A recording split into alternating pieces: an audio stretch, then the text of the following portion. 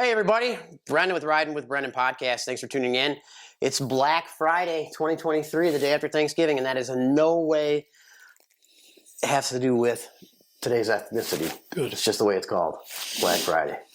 Just like video killed the radio star, though, I think that Amazon's killing the retail stores, right?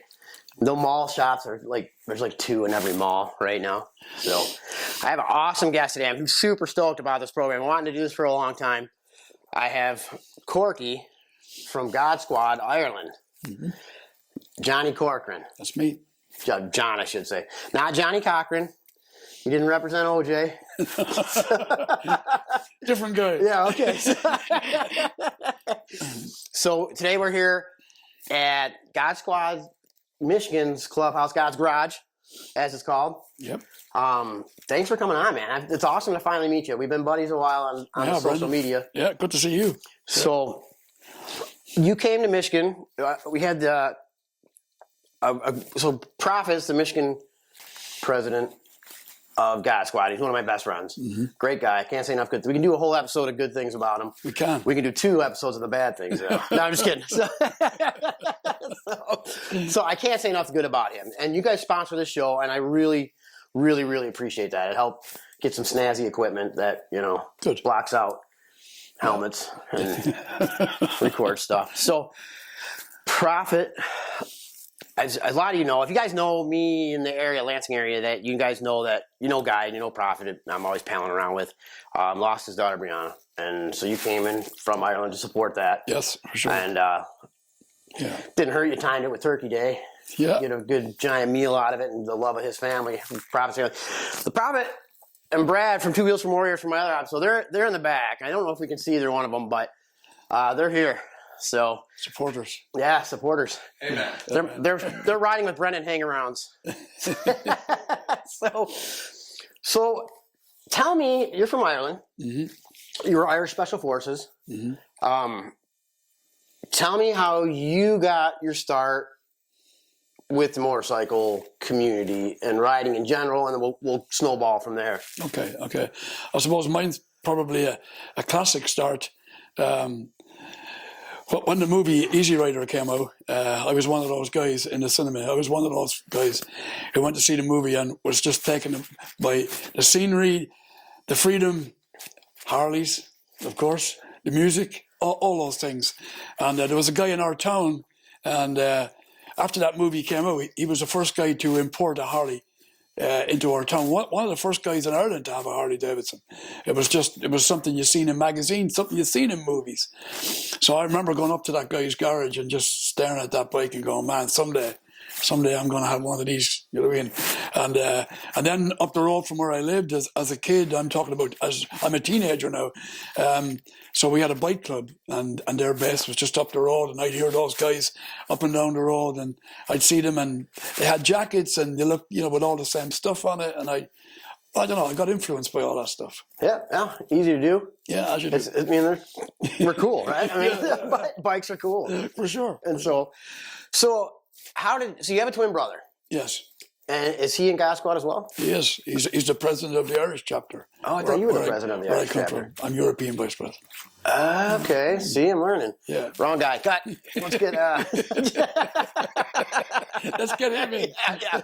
Can we call him? There's only a 5-hour time difference.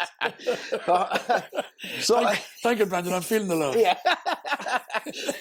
So so I know. Okay, so we have a book. Bethany Barnett wrote a book about faith, finding peace within the battle. Look at this, and it goes in. It's a good read. It goes in from kind of how you got a little bit started. For people that aren't going to read it, that's why I'm going over it. But And so, how did you find your way to God Squad? Because I know you're in other clubs, and we don't have to bring up names or anything like that. But Okay. like when did you know the God Squad was a thing for you? Yeah, I suppose.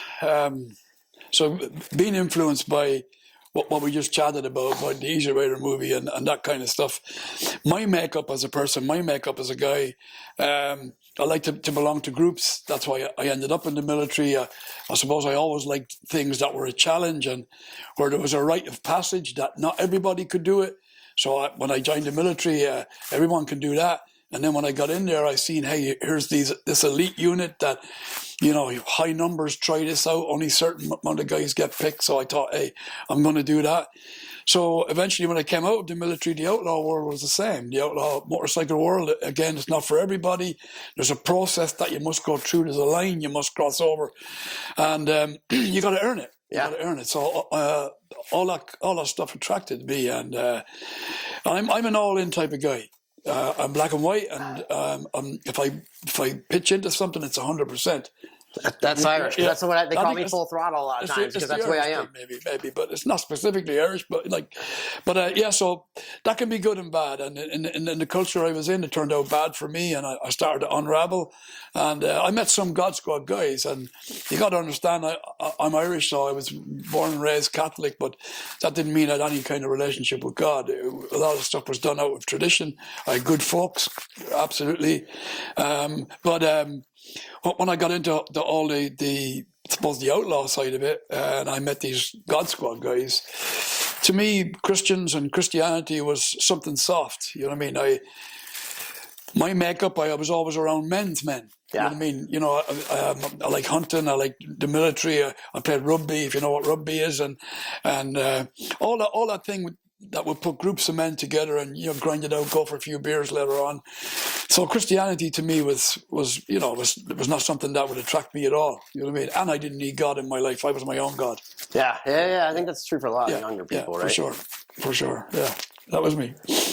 So you don't. Okay, so I play hockey, and that seems to be a pretty rough sport. But rugby, they don't even stop playing when a fucking guy's hurt. They just keep going and try to get somebody in there to get him out of there. So that's a really tough sport. I talked to some Irish rugby players at Nancy Whiskey in Detroit on St. Patrick's Day evening one day. And they kind of got me in the sport. It's a warrior sport. Yeah. It's a warrior sport. My friend Rosa daughter plays for rugby for MSU in Lansing. So it's got a little bit of a grip here, but not anything like it does in Europe. I remember someone saying one time it was a contact sport, and we go, it's a collision sport. Yeah, there's contact for sure. Yeah, sure. But that's part of the attraction. Yeah.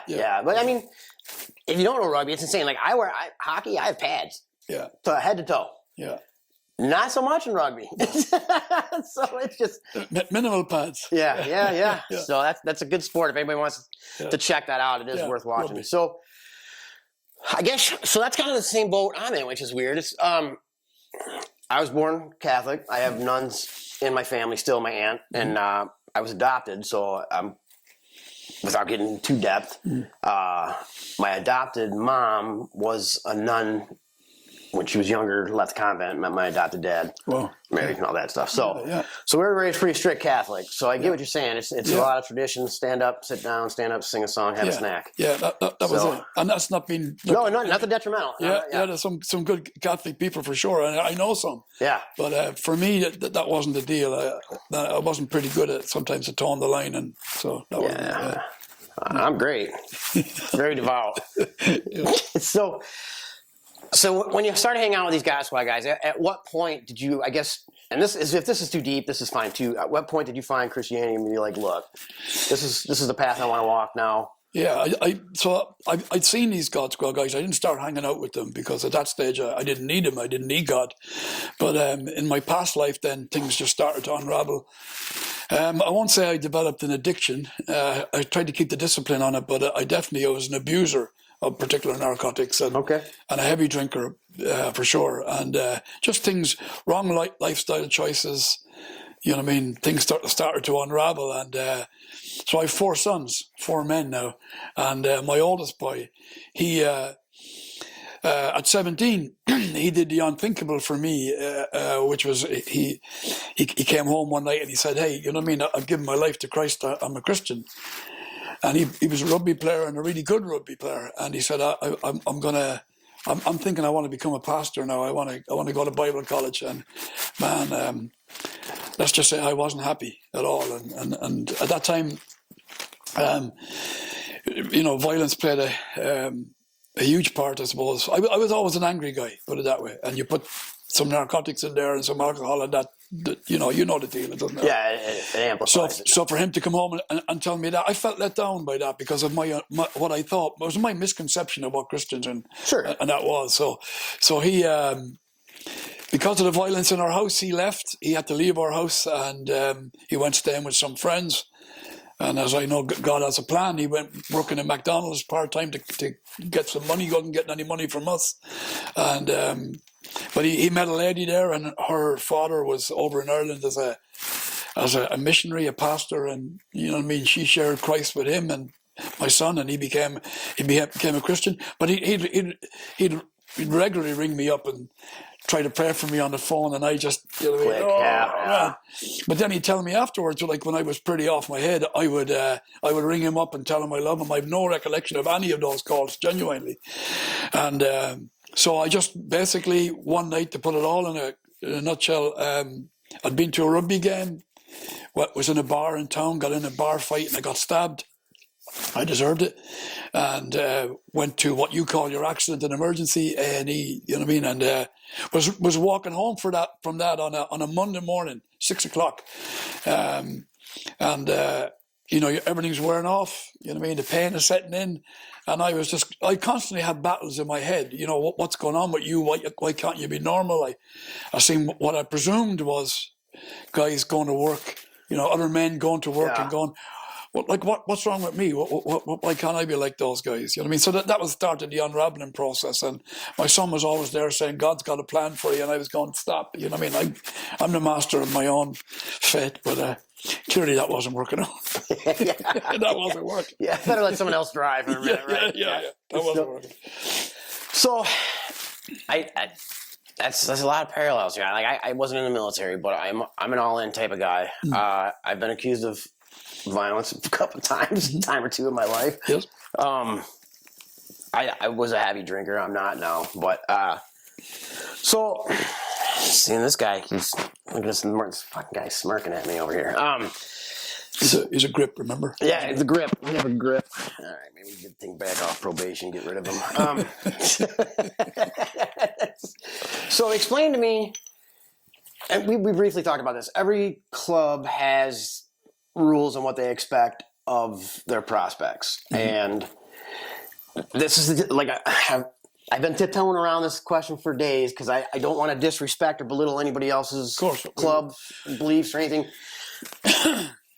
But it takes a lot more commitment to the club. And if I'm not normally I wouldn't give a shit if people get offended, but this is everybody's personal beliefs, and I really respect religion.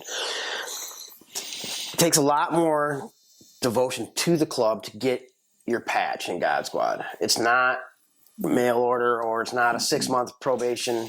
It's not even a year. What do you expect from your probe? Like, what's the process to get your patch, I guess, is the best? Yeah. I mean, do you have the hang-arounds and the... Yeah, and I think, so we got to wind it back. I mean, God Squad was predominantly set up, you know what I mean, with, like, what's your mission? And we would see our primary mission to be chaplains, carry out a chaplaincy role in the outlaw motorcycle scene, in the outlaw world. So you're entering into a culture that's not yours. So you take on some of the aspects of that culture. So hang around, prospect, you know what I mean, and then membership. It follows the same deal, you know what I mean, really.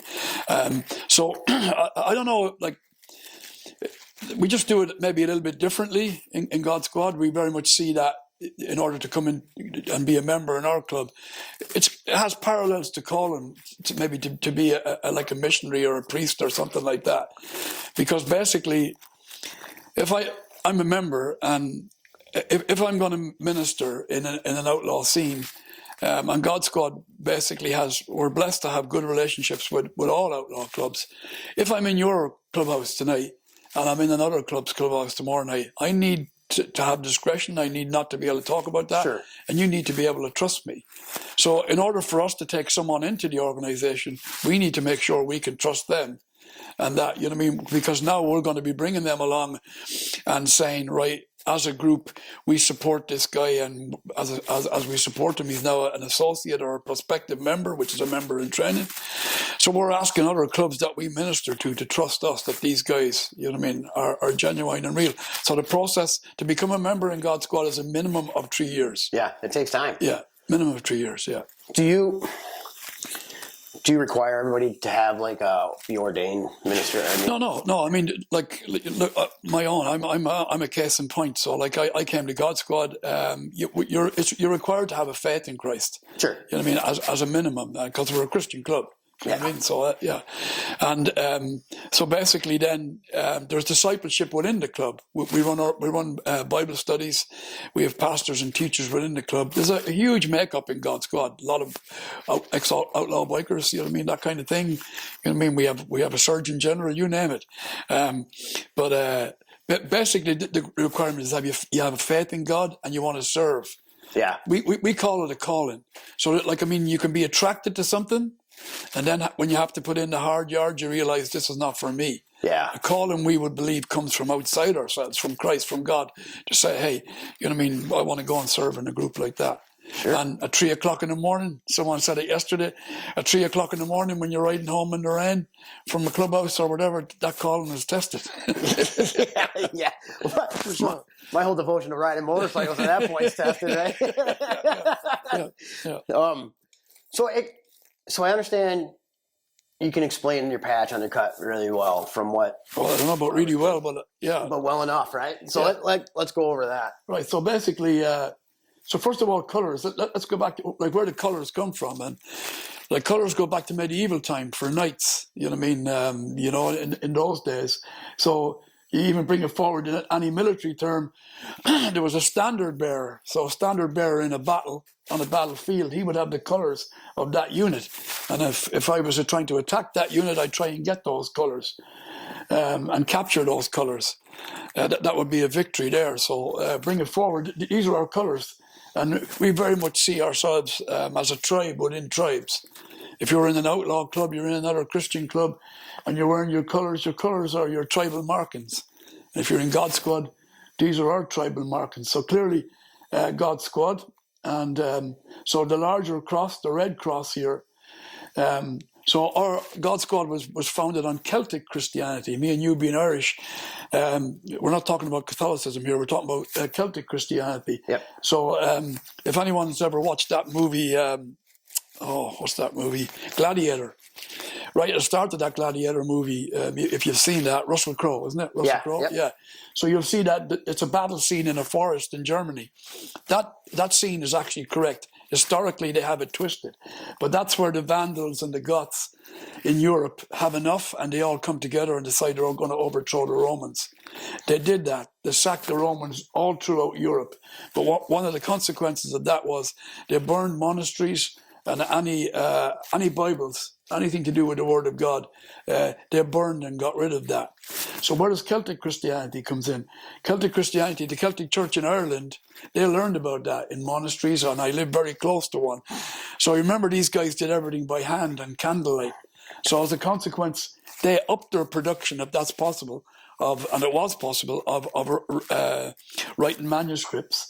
And they picked out guys, missionaries. Sure. You know what I mean? Sometimes guys who were soldiers and converted to Christ, and they gave them Bibles to go back into Europe, which was pretty crazy business, and spread the word of God again, and actually Irish monks, and this is historical fact, were the first guys to write a small New Testament that soldiers or missionaries could carry them. And like guys like tattoo artists, as we know them now, and musicians, they were ordained as priests and preachers to travel all over the world and bring God's word. So God's Squad, we see ourselves very much as a missionary group on the road, holding the values of the Celtic Church.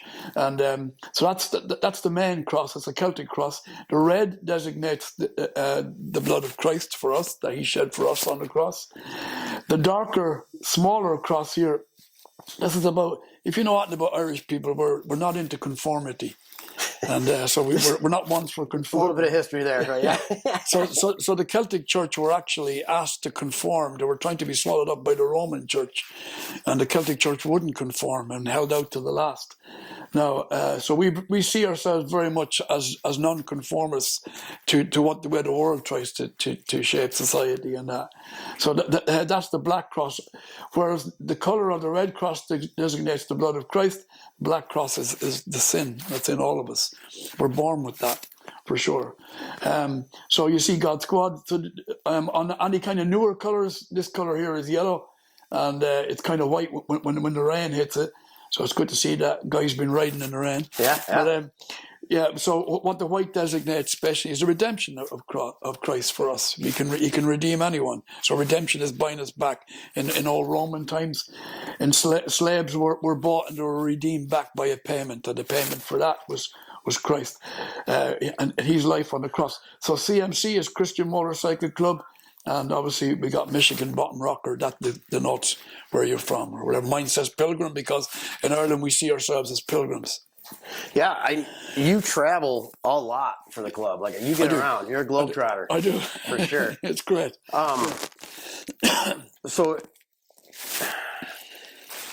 your brother, obviously, if he's a president in Ireland, he's obviously just as involved. Does he travel as much as you, or is that just... He travels probably not as much as me because there are different responsibilities within the group. Okay. Yeah, he has a responsibility for all of Ireland and the responsibility for the chapter members within the group and how all that is organised. I have that just on a different level. Mine's on a European level. Okay. Yeah. So you spend more time in Europe than Ireland, you think? Or equal? Yeah, well, I'll tell you, one of my club friends from another club recently made a joke that if one of these days I'm going to get Irish citizenship, you know what I mean? If I spend enough time in the country. Yeah, because basically, as I say, we're very much a club on the road. Yeah. And we love our groups within Europe, so we there's constant visits there, you know what I mean, to check in with them, and yeah. So if someone wanted to join and they think they have the time, the energy, and the calling, as it were, to join, would they reach out to you? Not the Prophet? How would they do that? Just go on the website? I mean, I know there's... Yeah, there's a website there, but generally, you'll track down God Squad members in your area, or you can go online and see who's the nearest to you. But I think, like when that happens, or if that happens, we'll always turn a guy back and say, all right, okay, what do you think you're getting involved in? Okay. And we'll explain to them what you're getting involved in. It's not an elitist thing. We're not better than anyone else, but we just do things differently. Do your due diligence to make sure, like you said, it's somebody you can vouch with, and or vouch for. Look, and also I know my own boss would want me to say we're not like we're clear on that we're not the only show in town. Yeah, that there are other guys, and we work in partnership with them for sure. Yeah. Yeah. So I guess a lot of clubs though they seek out members, whereas. Yeah, no, we don't do that. We don't do that. And obviously that's the way other clubs operate, and that's their business. For us, sure. People see what we do and they come to us. But I said it has to be a calling too. So, from a spiritual level, that's something outside yourself saying, hey, like for instance, for me, when I left my old club and I did accept Christ, and the last thing I thought was that I'd ever end back up with a motorcycle club.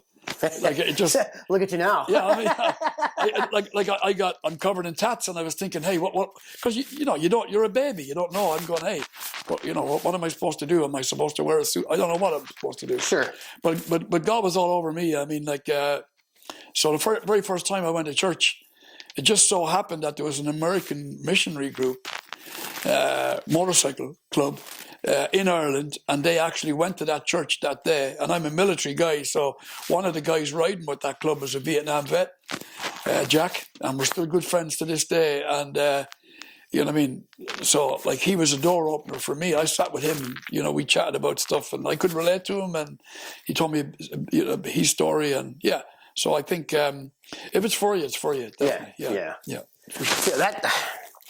My problem. The only reason, not the only reason, I guess, people don't want me around, but I have a problem with being in a club just because, I don't want to say a problem, that's probably the wrong term, but I don't want to be told where to ride. I don't want to be, it's not so much the prospecting. I get that, right? I mean, I played junior hockey, you have, you're a rookie, you have your, rite of passage, I guess. Yeah.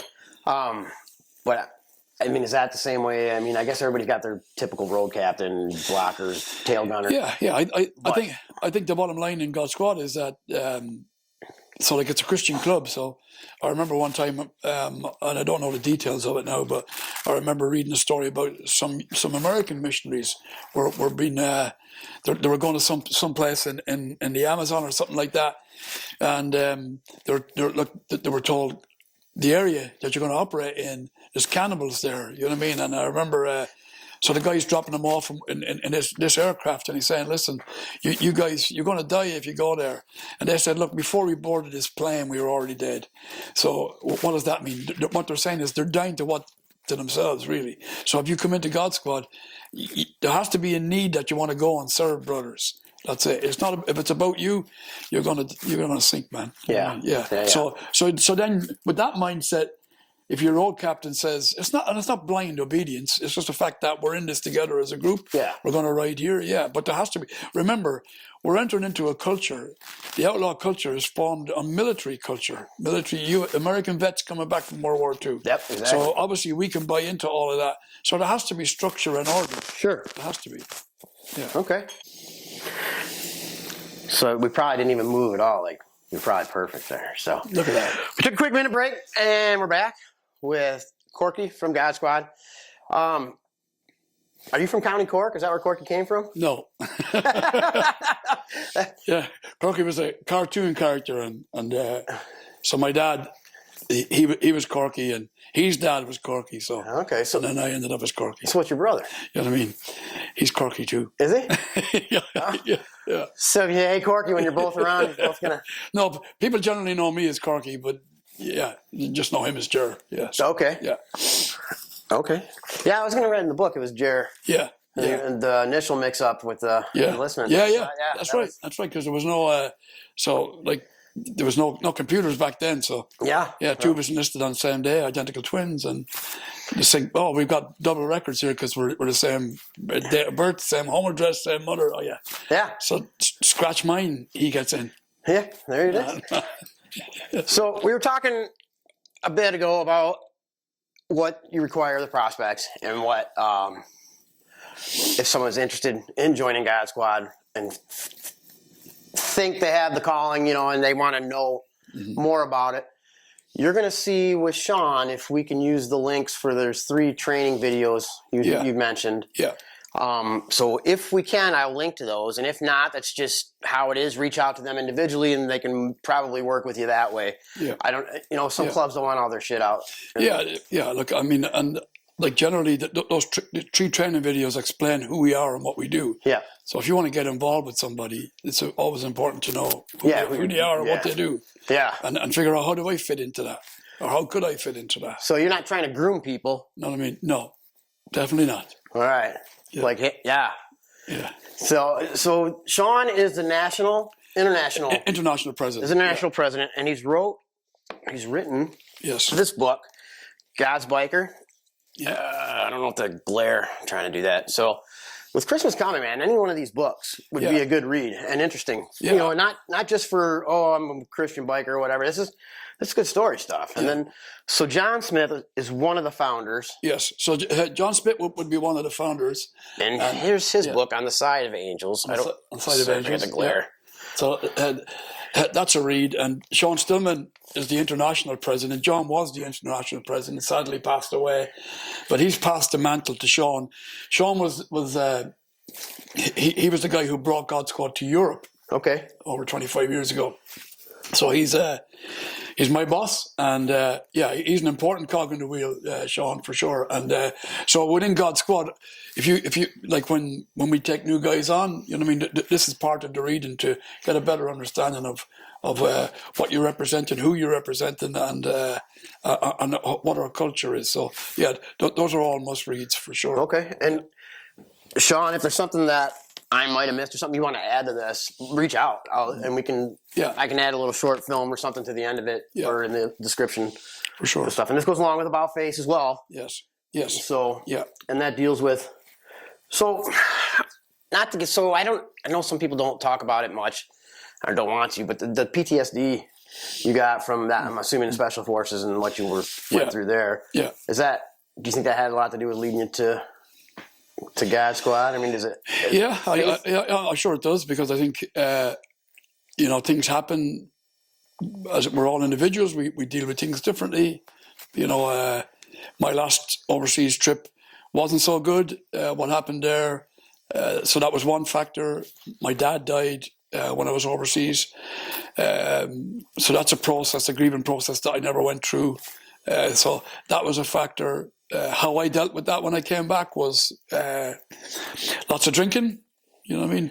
Lots of drinking for sure, hanging out with guys, and yeah. So it's definitely a factor. Definitely, okay. Yeah, for sure. So what do you ride? I know that everywhere you go, you have a bike waiting for you, which is I'm insanely jealous of, right? So, so what do you have in your garage? I'm riding a 2019 lowrider. Okay. An M8, and I was always attracted to the original lowriders when they came out.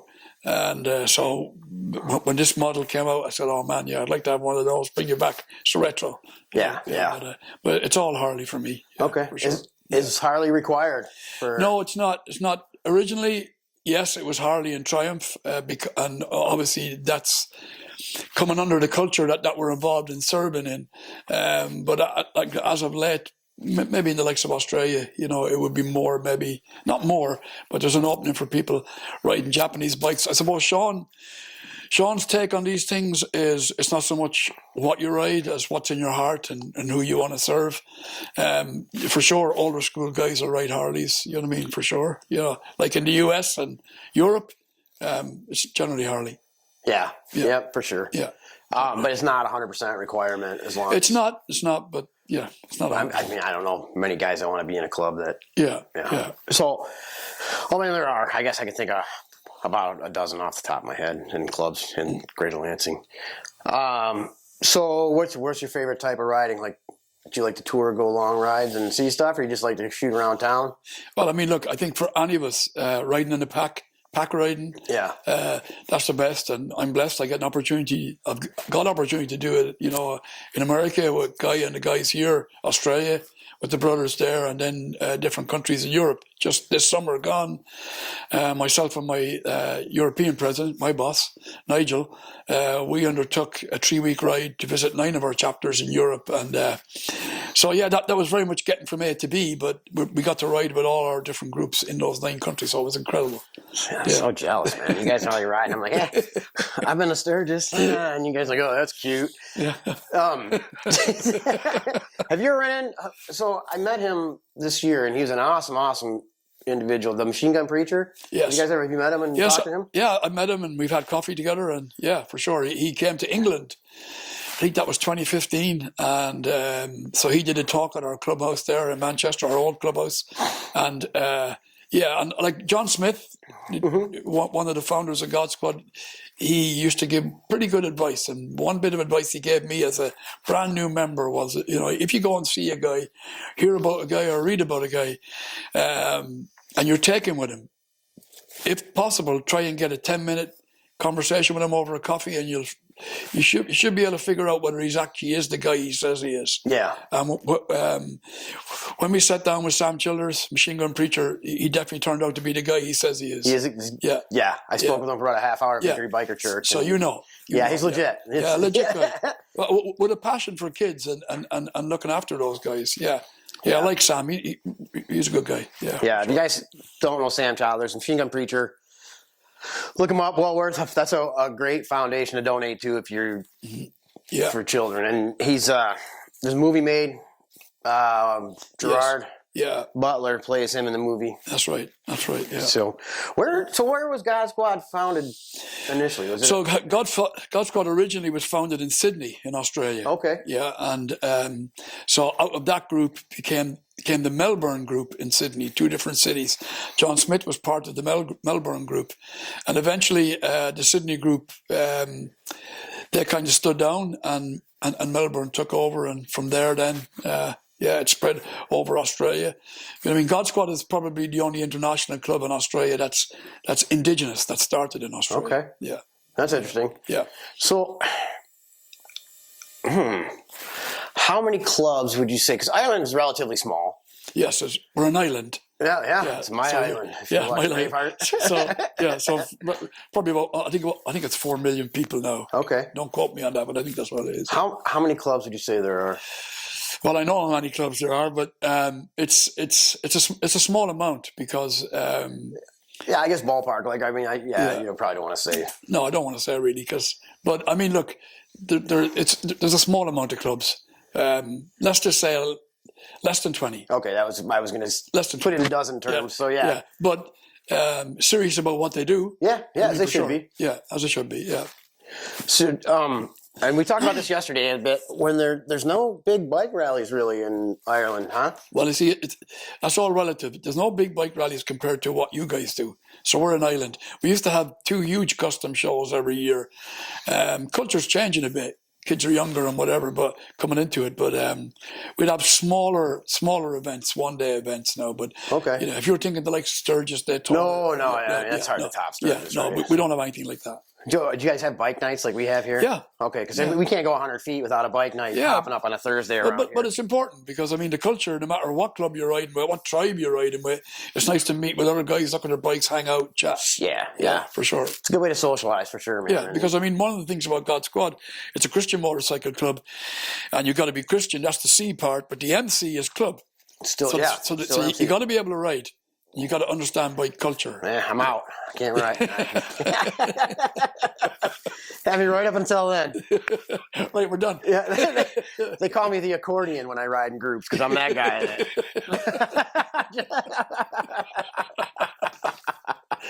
I'm just kidding. That's but I know those guys. I'll be riding in packs and look back. Where the hell did everybody go? And all of a sudden, you look back and they're right on your tailpipe. You're like, hey. Yeah. It instills confidence pretty quickly. Yeah, for sure. What do you want anybody to know about God Squad or about motorcycle culture that, say, the Weekend Warrior guy that bought his Harley, because Harley's kind of a big cosplay company too, right? I mean, and there's nothing wrong with that. If you're riding. But the club culture is a far cry different than everyday rider culture. Yeah. Probably a commitment thing, isn't it? I'd imagine. I'm not going to comment on social riders. That's their thing, and sure. there's room for people like that. I can only comment through experience on the club side of things. What do I want people to know? Well, I mean, really, I suppose just to be aware that we're there and of the work we do, and we feel we have a calling to the to the outlaw and the 1% culture. But we work also with people on the margins. I work with people in prison and drug addiction. So all these things branch out for sure. But I suppose, look, I'd like people to know that we're serious about what we do. We're totally committed to what we do, and people want to, if they feel a calling to that and want to be part of that, particularly in the United States, Guy is the man here. Yep. And in Europe, they can reach out to maybe 13 or 14 groups in Europe for sure. Yeah. Well, Guy is an amazing ambassador to the club for sure. He embodies it. Yeah. And he lives it. He's not full of shit, so your vetting process seemed to work. Yeah. So, anybody would do well to reach out to Guy. He'll greet you with open arms. I think one of the things most club people look for is someone that's going to be faithful, and loyalty is huge. And so Guy Jerry has that in spades, and he's still here tracking with us. Yep, and the loyalty seems to be a fading thing anymore nowadays. Not necessarily in the bike community, but most people use. But hence, it's important to count the cost before you start. Yeah. Biblically, it says in Scripture, in God's Word, it tells us that you need to count the cost for sure before you get involved in anything. You know what I mean? Can I stay the course? Yeah. So with Prophet, Guy has said before that he would want me to put a Bible verse at the end of this through the sponsorship, which I'm more than happy to do. Yeah. So do you have a favorite scripture, Bible verse? Yeah. Right away, I'm thinking Isaiah 61, for instance. You know what I mean? This was an Old Testament prophet, Isaiah, but Jesus spoke the same words as Isaiah in Luke chapter 4, which basically he says that it talks about his mandate as Christ, his manifesto to come to earth, which is basically to heal the brokenhearted. You know what I mean? And to the release of captives from prison. And you talked about PTSD there a little bit. And that was me. You know what I mean? We can be, some of the prisons are in our own head. and our own making. So for me, you know what I mean, God coming in and taking over there has given me a proper perspective on things, set the captives free. And, you know, so that, yeah, so Isaiah 61 verses 1 to 5, definitely. All right, look it up. Maybe I'll put the banner of the thing that I do here. Yes. Yeah, Good, getting good at that kind of stuff. Good. Guy, you got a favorite? Don't say John 3:16. Whatever the boss says. Oh, whatever the boss says. No, All right. I know he does have a favorite. Yeah? Yeah. What's your favorite, guy? Oh, Put him on the spot. right. The brain shuts down when you get put on the spot, right? Yeah, that's, you know, that's like John 3:16. It was it. Right, you know, Mm-hmm. I'm not going to veer from that. That's it. Yeah. Sorry. You can joke about it. No, I don't know. I just, It's true. it's true. Yeah. There's no, Yeah. I'll give you guff, but that's my job as your friend. Bust your chops, right? That's his mission in life. Yeah. I'm good at it. I'm committed. He's good. He's really good. Yeah. So, well, thanks for coming, and thanks for spending time with me, man. I know you got probably a plethora of shit to do, and It's good. Thank you. It's people great. to meet. I'm Irish. We love talking. We do. And Yeah, you know that. We love talking. Yeah, for sure. Hopefully, I can get over to, like we talked about, I'm waiting for my Yeah. my dog to pass the Yeah. Rainbow Bridge so I can have some freedom and travel a bit. So, hopefully, I can get over and see you guys over there sometime soon. I'd love it. I'd love it. And like, I'm going to share this link with a couple of people. So Absolutely. I would just like to say I'm going to send it to our club brothers in Ukraine. You know what I mean? Oh, yeah. God bless you guys, man. Yeah, a special mention to them. Yeah, we saw some pictures today, and I can't imagine going through what you guys Yeah, are surviving over there. you know, they're good guys. I've been blessed to have my boots on the ground there with them a couple of times, and they're going through good stuff. And if I was to dedicate any of this today, it's to those guys. Okay, you guys heard it, man. Yeah, and that's when loyalty's tested, when shit's not going good, right? Exactly. I mean, anybody can be Exactly. loyal in good times. Yeah. It's when the shit's south. It's when Yeah, for sure. people show their colors. Yeah. So, and I'm going to dedicate this whole thing to Brianna McPherson. Yes. She's God bless her. Yeah. yeah. Her and Guy and the kids and everybody's in my prayers constantly. I mean, that's something I can't imagine going through. No. What did you trick drive? Yeah. Yeah. Young driver took her up. Yep, Yeah. for sure. Left a 7-month-old and 7-year-old and a 9-year-old. She was 2 weeks from her 10th birthday. Just horrible. So, but thanks everybody for tuning in. Yes. Like, share, subscribe, all that stuff. If you have a topic you want to see, you want to come on, you want to talk, anybody want to add something to this, guys, I know Guad, sorry about that. You can punch me later. You can do it on camera if you want. God Squad is global. So there's something you guys globally, if anybody wants that I missed or wants to mention, by all means, reach out. Yes. And I'm happy to talk to anybody about anything like that. So thank you. Thank you, sir. Thank you, sir. Appreciate it. Thanks for everything. Thank you. Guy, thanks, Hat. Yeah. Brad, thanks for coming by. Right. And we'll talk to you guys soon. Till next time. Amen.